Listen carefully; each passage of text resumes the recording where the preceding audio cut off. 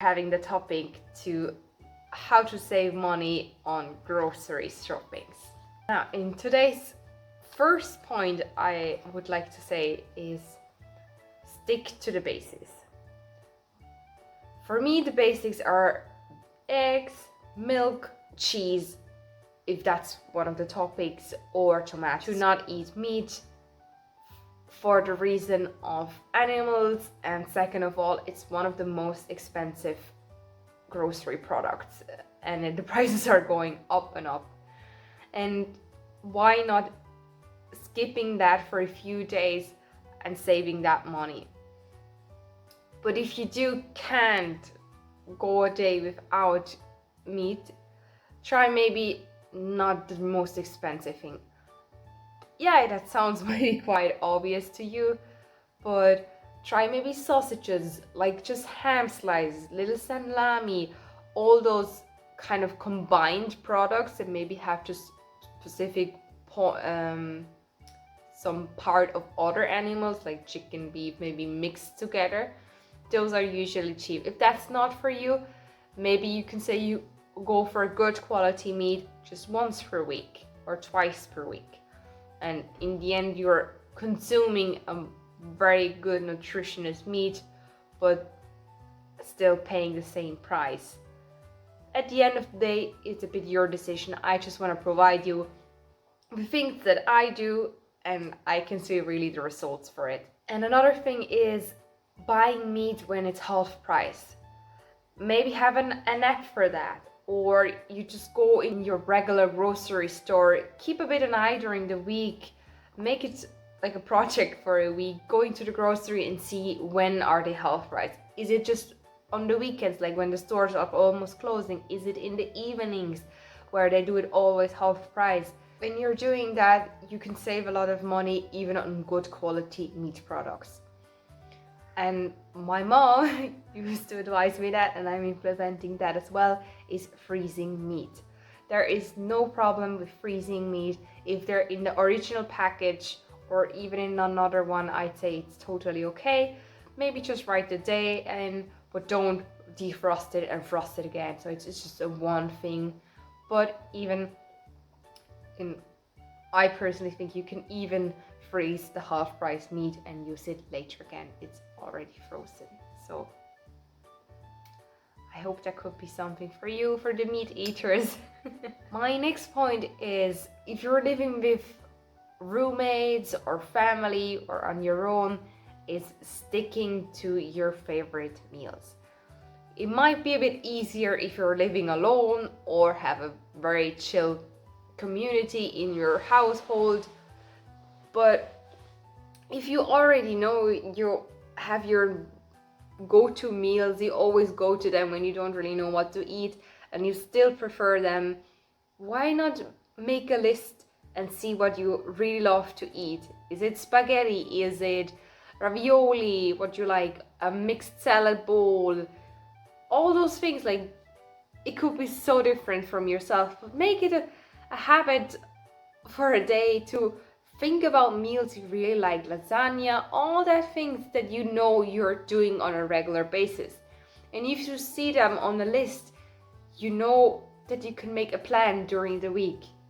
You can make a schedule and even be very strictly of what you eat every day. And then you can always switch a little bit. Maybe you have some leftovers, so that saves you another day of cooking. And maybe one of your roommates or your partner, or in whichever relationship you are in your household, maybe they want to interact in that as well, and it can be very engaging to find out. Maybe you even find new recipes that you would like to implement in your week schedule. And if you're not also writing the list down of your favorite meals, you start to notice very fast what ingredients are they. Do you eat a lot of eggs, ham, or fruits, lettuce, all those vegetable kind of things? You can categorize them, what is the most product that you use. And then you can make on the other side or another sheet, whichever you do it then, a list of those specific products you use the most. And having those products in your daily week grocery list can be so so helpful. You already know what you could make out of those groceries. You know your favorite meals.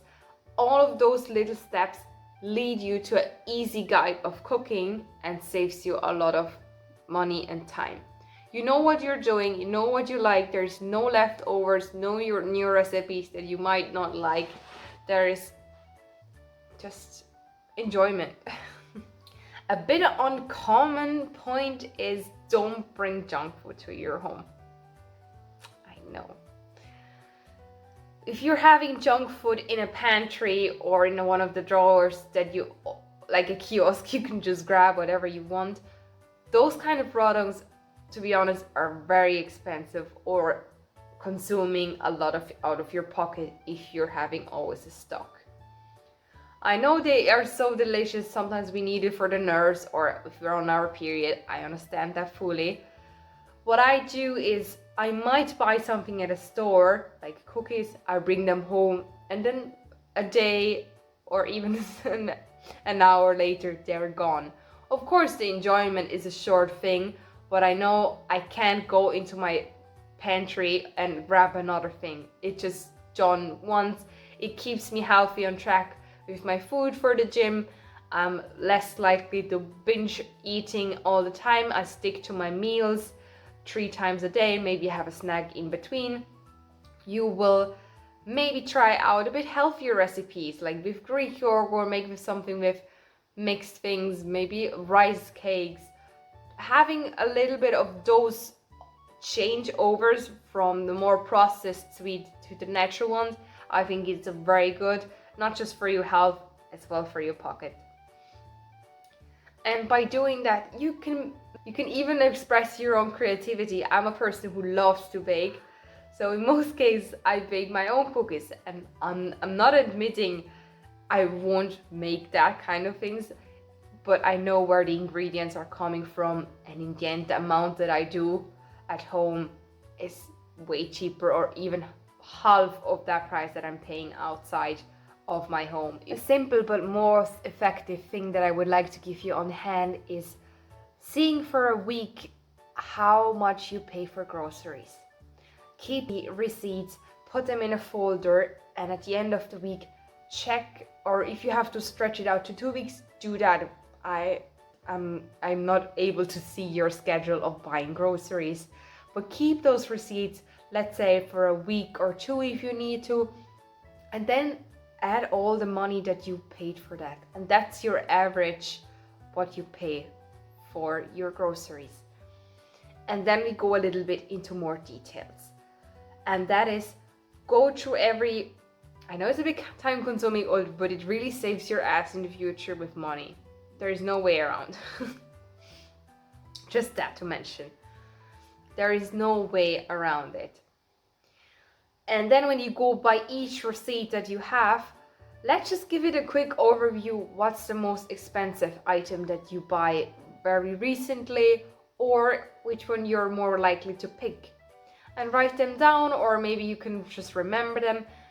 And that's one of the points I said as well. Try to see how many favorite meals you do every week and see if those are a bit combining together. I'd say have that week where you see what's your favorite meals, what you eat the most, collecting your receipts, keeping them for a while and double checking them later on what's the most expensive product, and even see how much you really pay for the meat, which I said is one of the most expensive products you can buy in the groceries on average, of course. And another thing that I would really, it's just you have a lot of homework.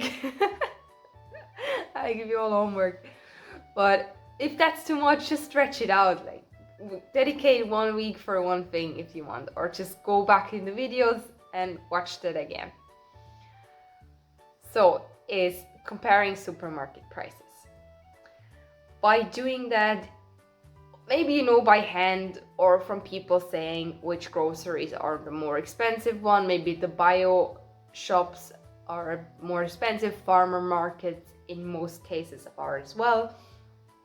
But if you have all that list of the basic ingredients that you buy and compare them with the grocery stores around you, which one would have the same product even cheaper. And that buy in hand is mostly the cheapest products are either on the bottom here in Ireland or in European, as far as I'm aware, at the bottom, or even at the top. Basically all of those places where it is a bit difficult to reach. But in general, the ones that are in your eyesight are the most expensive one, because they're just convenient, you can get it out, and that's strategy from marketing. So if you beat that little thing by just bending down, and if you're being active every day, that won't matter to you. Also, as I said, comparing brands. Maybe there is a cheaper option for a Coca-Cola, maybe not a non-brand. Or second last point, number 7, is bringing your own grocery bags. When you bring your own grocery bags, you save the money by not buying every single day those one-way plastic bags, or even those recyclable plastic ones, or with linen, or however you want to have them in the store. You can just bring the one you have, or maybe you have a backpack, or you bring a cardboard box, but bring something that you can always reuse.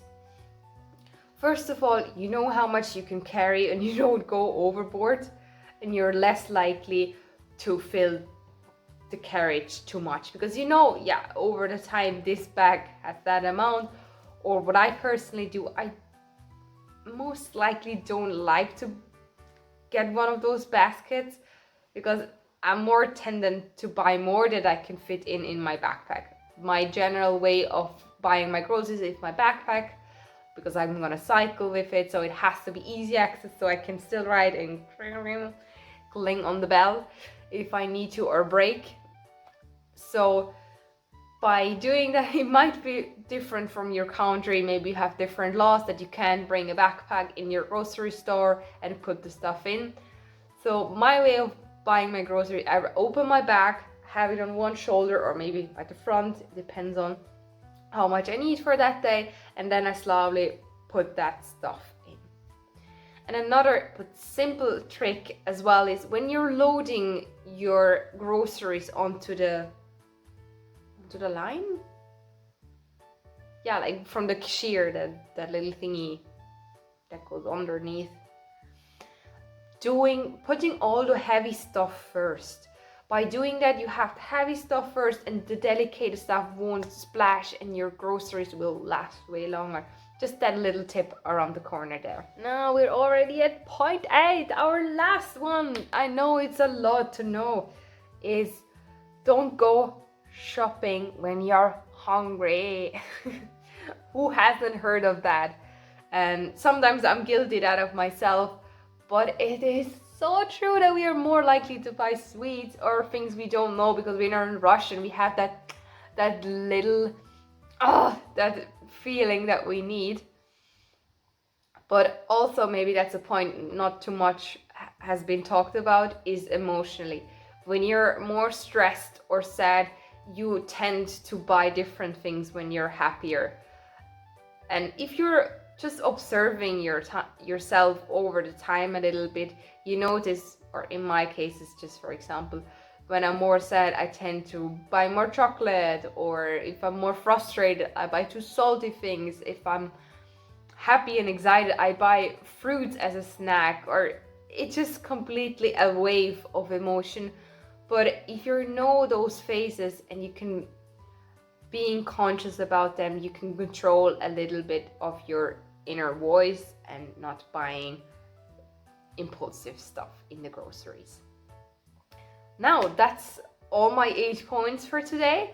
Thank you very much for listening. I hope you had a good fun in this video, and I wish you a very good day. Take care of yourself. See you next time with Ladies Mental. Thank you. Bye bye.